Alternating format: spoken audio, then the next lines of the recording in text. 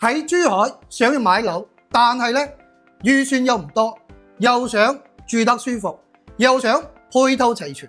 環境又要好，我諗啊呢個區域咧係一個唔錯嘅選擇，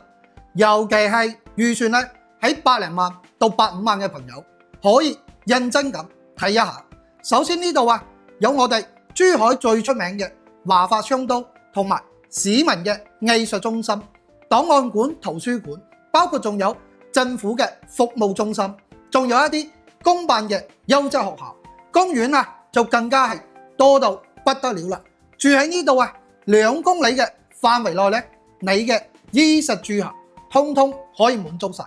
最關鍵係佢嘅房價相對比珠海市區仲係平好多添。喺市區冇200萬以上，當下你幾乎啊係冇得選擇，啱唔啱啊？但係咧喺呢度你有好多嘅選擇，例如粵海十貴府依家清盤，2房總價講緊90幾萬，3房一衛110萬，3房2衛咧140萬，仲係精裝現樓，國企嘅開發商。另外仲有金灣首個世代住宅華發金灣府，依家嘅價錢咧都平咗，88方嘅3房咧講緊入場價140萬，91方細房150萬，而且啊樓盤仲係自帶咗1500平方嘅下沉式會所，實用率更係做到高達110%，所以金灣府都係今年珠海成個西區咧賣得最好嘅銷冠樓盤。如果啊想要學區好啲嘅，